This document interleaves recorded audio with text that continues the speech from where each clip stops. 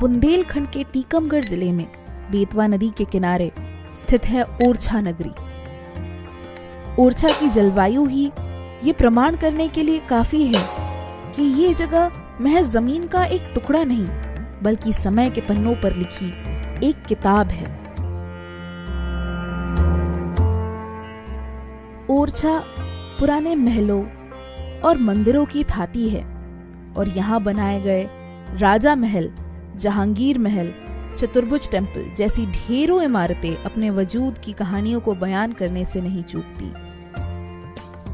17वीं शताब्दी में बनाई गई जहांगीर महल राजा वीर सिंह देव द्वारा मुगल बादशाह जहांगीर के लिए उपहार स्वरूप बनाया गया था।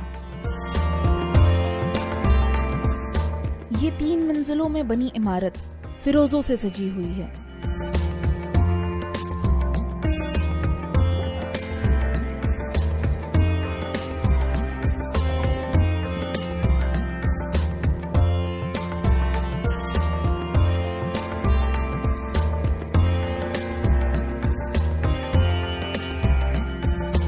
हिंदू इस्लामिक कला की एक बेहद खूबसूरत सौगात है ये महल। और इसी श्रेणी में अगला नाम आता है ओरछा के चतुर्भुज मंदिर का। चतुर्भुज मंदिर की खासियत ये है कि इस मंदिर की मूर्ति कहीं और बसी है। मान्यता है कि महाराजा माधुकर शाहजू देव की रानी गणेश कुंवरी अयोध्या से श्री राम की मूर्ति जब ओरछा ले आईं, तब ये मंदिर पूरा बना नहीं था।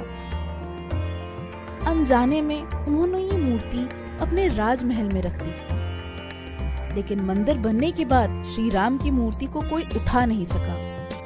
आखिरकार चतुर्भुज मंदिर के ठीक सामने श्री राम की मूर्ति के चारों ओर राम राजा मंदिर बना और चतुर्भुज मंदिर में श्री कृष्ण की मूर्ति स्थापित की गई। ओरछा का राजा महल यहाँ के पुरातन राजाओं का निवास स्थान रह चुका है। राजमहल के वरांडों में चौकोर मंडप और महल के दरवाजों पर की गई बेहतरीन जाली वर्क यहाँ पर राजपूतों और मुगलों के निवास का प्रमाण देते हैं।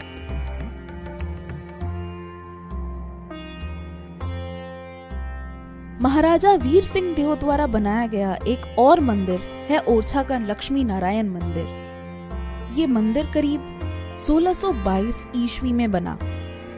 इस मंदिर में ओरछा की कला का एक स्वरूप पाया जाता है।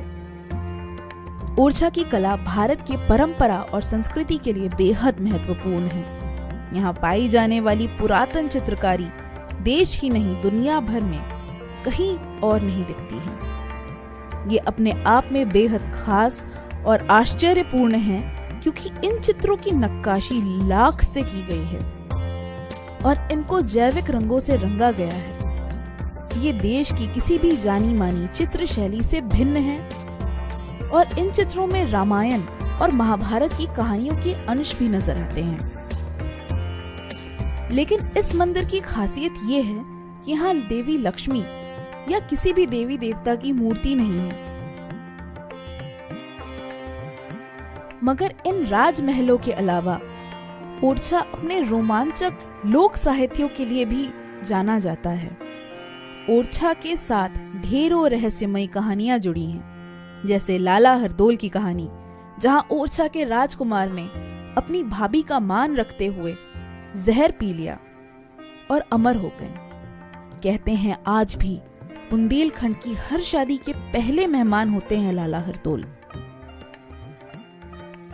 वैसे ही ओरछा की महान नर्तकी राय प्रवीण, जिन्होंने अपने ओरछा के प्रेम को अकबर की विशेष दरबार से ऊपर रखा और अकबर की दरबार में उन्हें ही ताने मारते हुए राय प्रवीण के शब्द सबको जबानी याद हो चले हैं। उन्होंने कहा, विनीत राय प्रवीण की सुनिए साहसुजान, जूठी पातर भाकत हैं बारी बयास सवान।